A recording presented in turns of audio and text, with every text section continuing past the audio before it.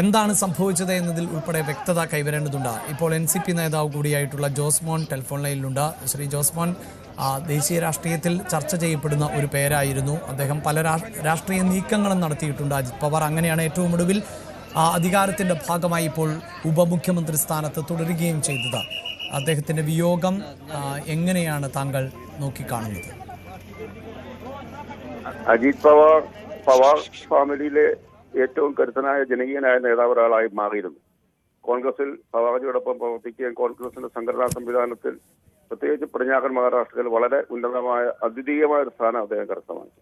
ഞാൻ അദ്ദേഹത്തെ ഓർക്കുന്നത് പൂനെയിലൊക്കെ വെച്ച് അദ്ദേഹത്തെ കാണുമ്പോൾ രാത്രി എത്ര വൈകിയാലും ഒരു 11 മണി 12 മണി കാണുമ്പോഴും ഒരു 2 മണി വരെ അദ്ദേഹത്തെ കാണാൻ മാത്രമുള്ള ആളുകൾ അവിടെ കാത്തു നിൽക്കുന്നുണ്ടാവും. ജനങ്ങളുടെ ഇടയിൽ പ്രവർത്തിക്കുന്നതിന് ജനങ്ങൾ ഏതാണ്ട് മണിക്കൂറുകളോളം ജനങ്ങളുടെ ഇടയിൽ യാതൊരു ക്ഷീണവുമില്ലാതെ അദ്ദേഹം പ്രവർത്തിക്കുന്ന ആളായിട്ട് ഞാൻ കണ്ടിട്ടുണ്ട്. ആളുകളോട് വളരെ പരുഷമായി സംസാരിക്കാൻ ഇടപെടുകയും ചെയ്യും. ഒപ്പം തന്നെ വരുന്ന ആളുകളുടെ അടുത്ത് ഒരു നോ പറയാതെ ആളുകളെ കൃത്യമായി സഹായിക്കുന്നതിന് ഏതറ്റം വരെ കൂടെ നിൽക്കുന്നവരെ സഹായിക്കുക ഏതറ്റം വരെയും പോകാൻ മനസ്സുള്ള ഒരു നേതാവായിരുന്നു. അതുകൊണ്ട് തന്നെ അദ്ദേഹത്തിന്റെ ഒരു സാധാരണ ശരീരഭാഷയും പെരുമാറ്റ രീതിയും ഒരു ജനകീയ നേതാവിന് ഒട്ടും ചേർന്നതായിരുന്നല്ല. പക്ഷേ ആളുകൾ അദ്ദേഹത്തോടൊപ്പം എല്ലാ കാലവും നിലനിന്നിരുന്നു. മഹാരാഷ്ട്രയിലെ ഏറ്റവും കരുത്തനായ ഒരു രാഷ്ട്രീയ നേതാവായി ജനകീയ നേതാവായി അദ്ദേഹം ഉയർന്നു വരികയായിരുന്നു. അദ്ദേഹത്തിന്റെ ഈ സമയത്തുള്ള അദ്ദേഹത്തിന്റെ ആകസ്മികമായ നിര്യാണം തീർച്ചയായും മഹാരാഷ്ട്രയിലെ ജനങ്ങൾക്ക് വലിയൊരു നഷ്ടമാണ്. രാഷ്ട്രീയ അഭിപ്രായ വ്യത്യാസങ്ങൾക്കപ്പുറം അദ്ദേഹം ഒരു വലിയ ജനകീയ നേതാവായിരുന്നു നമുക്ക് നോക്കേണ്ടതുണ്ട്. തീർച്ചയായും താങ്കൾ സൂചിപ്പിച്ചതുപോലെ ഈ രാഷ്ട്രീയമായി ഒട്ടേറെ ചർച്ചകൾ NCPയിലെ തന്നെ ഭിന്നത എന്നൊക്കെ പറയുമ്പോൾ പോലും ബാരാമതിയിൽ ആണ് അദ്ദേഹം മരണപ്പെടുന്നത് എന്നതുകൂടിയാണ്. നമുക്കറിയാമല്ലോ ഇപ്പോൾ പവാർ കുടുംബത്തിന്റെ ശക്തി കേന്ദ്രമാണല്ലോ. പറയൂ. അദ്ദേഹത്തിന്റെ കർമ്മരംഗമായിരുന്നു ബാരാമതി. ബാരാമതിയിൽ ഒരു അസംബ്ലി തെരഞ്ഞെടുപ്പിൽ പോലും 1,00,000-ലേറെ വോട്ടുകൾക്ക് NCP ഒറ്റയ്ക്ക് മത്സരിക്കുമ്പോഴും കോൺഗ്രസുമായി അലയൻസ് ഇല്ലാതെ സഖ്യമില്ലാതെ മത്സരിക്കുമ്പോൾ പോലും വലിയ ഭൂരിപക്ഷത്തിൽ ജയിച്ചു വരുന്ന ഒരാളായിരുന്നു. ആ പ്രദേശത്തെ ബാരാമതി മാത്രമല്ല പൂന മഹാരാഷ്ട്രയിലെ ആ ഒരു പ്രത്യേക പ്രദേശങ്ങളിൽ അദ്ദേഹത്തിന്റെ സ്വാധീനം അദ്ദേഹത്തിന്റെ പേരിന്റെ ഒരു പര്യായമായി മാറിയിരുന്നു. പൂനെയും പരിസര പ്രദേശങ്ങൾ ഒരു കാലഘട്ടത്തിൽ.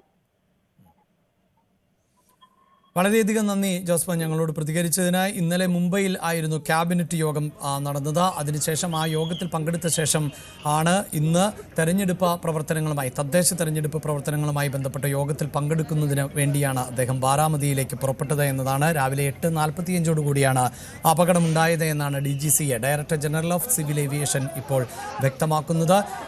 ഈ മരണപ്പെട്ടവരിൽ അദ്ദേഹത്തിൻ്റെ അംഗരക്ഷകർ ഉൾപ്പെടെ ഉണ്ട് എന്നതാണ്. അതായത് പ്രൈവറ്റ് ജെറ്റാണ് അപകടത്തിൽപ്പെട്ടത്. ജെറ്റിൻ്റെ പൈലറ്റ് അതോടൊപ്പം തന്നെ അംഗരക്ഷകർ ഉൾപ്പെടെയുള്ള യാത്രക്കാർ എല്ലാവരും മരണപ്പെട്ടു എന്ന വിവരമാണ് പുറത്തു വരുന്നത്. ഇപ്പോൾ ദൃശ്യങ്ങളിൽ കാണുന്നത് ഈ ബാരാമുള്ളയിലെ വിമാനത്താവളം അതങ്ങനെ ഒരു പ്രൊഫഷണൽ വിമാനത്താവളമല്ല, അല്ലെങ്കിൽ കൊമേഴ്സ്യൽ വിമാനങ്ങൾ ഇറങ്ങുന്ന വിമാനത്താവളമല്ല, മറിച്ച് ഇത്തരം സ്വകാര്യ അല്ലെങ്കിൽ പ്രൈവറ്റ് ജെറ്റുകൾ അടക്കം ഇറങ്ങുന്ന ഒരിടം എന്നാണ് നമുക്ക് പ്രാഥമികമായി മനസ്സിലാക്കാൻ സാധിക്കുന്നത്. കൂടുതൽ വ്യക്തത കൈവരേണ്ടതുണ്ട്. കാരണം വിമാന അപകടം നടന്നത് ലാൻഡിങ്ങിനിടെ എന്ന് പറയുമ്പോൾ പോലും ഈ ലാൻഡ് ചെയ്യാൻ നിശ്ചയിച്ചിരുന്ന സ്ഥലത്താണോ ലാൻഡിംഗ് സംഭവിച്ചിട്ടുള്ളത്, മറ്റേതെങ്കിലും അടിയന്തര കാരണങ്ങളെ തുടർന്ന് ലാൻഡിംഗ് ഉണ്ടാവുകയാണോ ചെയ്തത്, അതല്ല എങ്കിൽ ഈ പ്രൈവറ്റ് ജെറ്റിൻ്റെ നിയന്ത്രണം നഷ്ടപ്പെട്ടോ, ആശയവിനിമയ സംവിധാനങ്ങളിൽ എന്തെങ്കിലും പിഴവ് സംഭവിച്ചോ, ഇതിലൊക്കെ വ്യക്തത വരേണ്ടതുണ്ട്.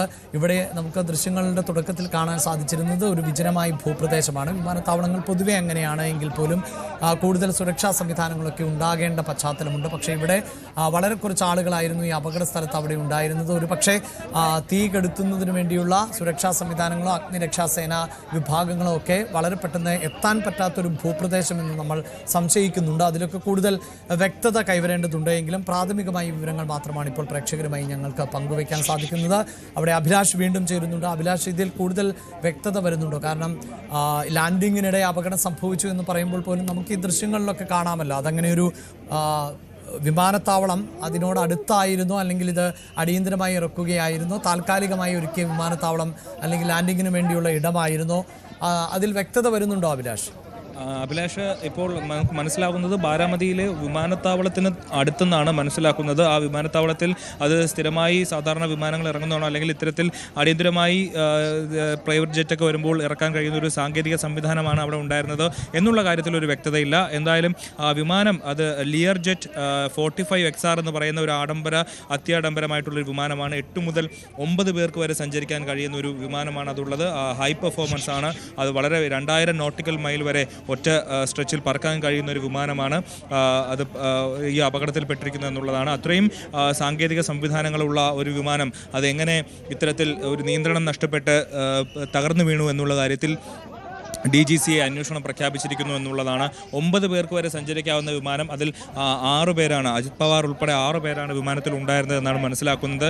ലാൻഡിങ്ങിനിടെ, അതായത് ബാരാമതിയിലെ വിമാനത്താവളത്തിലേക്ക് ലാൻഡ് ചെയ്യുന്ന സമയത്ത് അതിൻ്റെ നിയന്ത്രണം നഷ്ടപ്പെട്ട് തൊട്ടടുത്തുള്ള ആളൊഴിഞ്ഞ പ്രദേശത്തേക്ക് വിമാനം തകർന്നു വീഴുകയായിരുന്നു.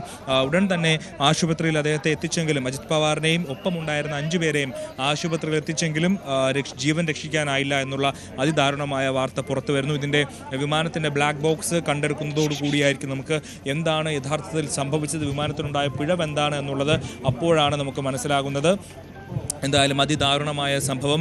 അജിത് പവാർ അന്തരിച്ചിരിക്കുന്നു, അദ്ദേഹം കൊല്ലപ്പെട്ടിരിക്കുന്നു വിമാനാപകടത്തിൽ. അദ്ദേഹത്തിൻ്റെ കുടുംബാംഗങ്ങൾ അദ്ദേഹത്തിൻ്റെ അടുത്തേക്ക് അദ്ദേഹത്തെ പ്രവേശിപ്പിച്ചിരിക്കുന്ന ആശുപത്രിയിൽ ഇതിനോടകം തന്നെ ഡൽഹിയിൽ നിന്ന് തിരിച്ചു കഴിഞ്ഞു.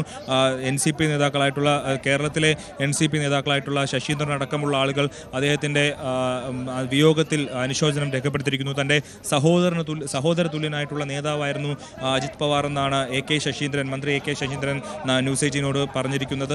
അങ്ങനെ അതിദാരുണമായ സംഭവമാണ് ഇപ്പോൾ ഉണ്ടായിരിക്കുന്നത്. അഭിലാഷ്, ഇപ്പോൾ ഇതുമായി ബന്ധപ്പെട്ടുള്ള കൂടുതൽ വിവരങ്ങൾ വരുന്ന മണിക്കൂറുകളിൽ തന്നെ പുറത്തുവരും. എന്താണ് DGCയുടെ ഭാഗത്തു നിന്നുള്ളൊരു അന്വേഷണം ഇതിനോടകം തന്നെ ആരംഭിച്ചു കഴിഞ്ഞു. പ്രാഥമിക നിഗമന പ്രകാരമാണ് ഇത്തരത്തിൽ വിമാനത്തിൻ്റെ ലാൻഡിങ്ങിലുണ്ടായ പിഴവാണെന്ന് മനസ്സിലാക്കുന്നത്. പക്ഷേ എന്താണ് യഥാർത്ഥത്തിൽ സംഭവിച്ചത്, ഏത് തരത്തിലുള്ള പിഴവാണ് ഉണ്ടായത് എന്നുള്ള കാര്യത്തിൽ വ്യക്തത വരുത്തേണ്ടത് ബ്ലാക്ക് ബോക്സ് പരിശോധിക്കുമ്പോഴാണ്. എന്തായാലും മഹാരാഷ്ട്ര രാഷ്ട്രീയത്തെ സംബന്ധിച്ച് ഏറ്റവും വലിയ നഷ്ടം അതികായനയാണ് ഇന്ന് രാവിലെ 8:45 മഹാരാഷ്ട്രയ്ക്ക് നഷ്ടമായിരിക്കുന്നത്. അതിൽ ഏറ്റവും ദുഃഖകരമായ മറ്റൊരു വസ്തുത എന്തെന്ന് വെച്ചാൽ, സ്വന്തം നാട്ടിലെ ജനങ്ങളെ അഭിസംബോധന ചെയ്യാനായിട്ടാണ് ആ നേതാവ് മുംബൈയിൽ നിന്ന് ഇന്ന് രാവിലെ ബാരാമതിയിലേക്ക് തിരിച്ചത്. അവിടെ വെച്ചിട്ടാണ് ഇത്തരത്തിലൊരു വലിയ രീതിയിലുള്ളൊരു നഷ്ടം ഒരു രാജ്യത്തിന് തന്നെ ഉണ്ടായിരിക്കുന്നതെന്ന് വേണം നമുക്ക് പറയാൻ. NCP പോലൊരു വലിയ രാഷ്ട്രീയ പാർട്ടിയെ പിളർത്തി NDAയിലേക്ക് എത്തിക്കുകയും അവിടെ അദ്ദേഹത്തിൻ്റെ വരവോടുകൂടി BJPയെ അവിടെ വീണ്ടും അധികാരത്തിലെത്തിക്കാനും അദ്ദേഹത്തിന് കഴിഞ്ഞു എന്നുള്ളതാണ് ഏറ്റവും പ്രധാനപ്പെട്ട കാര്യം. അങ്ങനെ മഹാരാഷ്ട്ര രാഷ്ട്രീയത്തിൽ തന്നെ വലിയ രീതിയിൽ അതിനിർണായകമായ പങ്കുകൾ വഹിച്ച് NDA സഖ്യത്തെ അധികാരത്തിലെത്തിച്ച ഒരു നേതാവ് കൂടിയാണ് അജിത് പവാർ. അദ്ദേഹത്തിനാണ് ഇന്ന് ഇത്തരത്തിലൊരു അകാലത്തിലൊരു വിയോഗം ഉണ്ടായിരിക്കുന്നത് എന്നുള്ളതാണ് ഏറ്റവും സങ്കടകരമായിട്ടുള്ള കാര്യം. അഭിലാഷ്.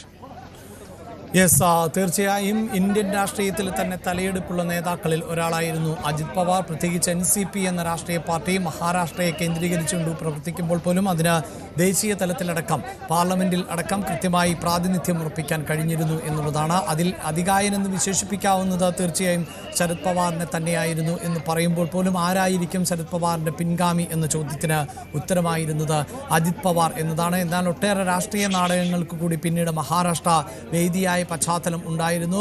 ഭിന്നിപ്പ് NCPക്കകത്തുണ്ടാകുന്ന സാഹചര്യം, അങ്ങനെ പാർട്ടി തന്നെ പിളരുന്ന പശ്ചാത്തലത്തിൽ പോലും പാർട്ടിയുടെ ചിഹ്നം ഉൾപ്പെടെ അജിത് പവാറിന് ലഭിച്ച രാഷ്ട്രീയ സാഹചര്യം കൂടിയാണ് ഉണ്ടായിരുന്നത്. അങ്ങനെ ദേശീയ രാഷ്ട്രീയത്തിലടക്കം പലപ്പോഴായി ചർച്ച ചെയ്യപ്പെട്ട ഒരു പേർ കൂടിയായിരുന്നു അജിത് പവാറിൻ്റേത്. ഒപ്പം മഹാരാഷ്ട്രയിലെ NCPയുടെ മുഖങ്ങളിൽ ഒന്ന് എന്ന് തന്നെ പറയാം. അദ്ദേഹത്തിൻ്റെ തട്ടകം എന്ന് തന്നെ വിശേഷിപ്പിക്കാവുന്ന ബാരാമതിയിൽ ആണ് ഈ അപകടം ഉണ്ടായത് എന്നതുകൂടിയാണ് എടുത്തു പറയേണ്ടത്. പലപ്പോഴും തെരഞ്ഞെടുപ്പുകളിൽ രാഷ്ട്രീയ എതിരാളികളെ ലക്ഷക്കണക്കിന് വോട്ടിൻ്റെ ഭൂരിപക്ഷത്തോടുകൂടി പിന്തള്ളുന്ന നേതാവ് കൂടിയായിരുന്നു അജിത് പവാർ എന്നതാണ് എടുത്തു പറയേണ്ടത്. ബാരാമതിയിൽ ഇന്ന് രാവിലെ 8:45 വിമാന അപകടം ഉണ്ടായത്. പ്രൈവറ്റ് ജെറ്റാണ് അപകടത്തിൽപ്പെട്ടത്. 6 പേരാണ് വിമാനത്തിൽ ഉണ്ടായിരുന്നത്. അജിത് പവാറിനോടൊപ്പം അംഗരക്ഷകർ ആയിരുന്നു ഒപ്പം ഉണ്ടായിരുന്നത് എന്നതാണ് പ്രാഥമികമായി പ്രാഥമികമായി ലഭിക്കുന്ന വിവരങ്ങൾ. ഇതിൽ കൂടുതൽ വ്യക്തത കൈവരേണ്ടതുണ്ട്. ഒപ്പം അപകടത്തിന്റെ കാരണത്തിലും ഇപ്പോൾ വ്യക്തതയില്ല എന്നതാണ് എടുത്തു പറയേണ്ടത്. സാങ്കേതിക പിഴവ് തന്നെയായിരിക്കാം അപകടത്തിന്റെ കാരണം എന്ന് വേണം നമുക്ക് മനസ്സിലാക്കാൻ. പക്ഷേ എന്താണ് സംഭവിച്ചത് എന്നതിൽ വ്യക്തതയില്ല. ഒപ്പം ബാരാമതിയിലെ വിമാനത്താവളം എന്നത് അങ്ങനെ വലിയ സൗകര്യങ്ങളോടുകൂടിയ ഒരു വിമാനത്താവളമല്ല. അതുകൊണ്ട് തന്നെ ആ വിമാനത്താവളത്തിന് സമീപമാണോ അപകടത്തിൽപ്പെട്ടത് വിമാനം എന്നതിലും ഇപ്പോൾ വ്യക്തത കൈവരേണ്ടതുണ്ട്. എന്തായാലും ദൃശ്യങ്ങളിൽ നമുക്ക് മനസ്സിലാക്കാൻ സാധിക്കുന്നത് വിമാനം പൂർണ്ണമായും കത്തി നശിച്ചു എന്നതാണ്. കത്തി ചാമ്പലായി എന്ന് നമുക്ക് ഈ ദൃശ്യങ്ങളിൽ കാണാൻ സാധിക്കുന്നു. നമുക്ക് കൂടുതൽ വാർത്തകൾക്ക് news 18 Keralam YouTube channel subscribe ചെയ്യുക.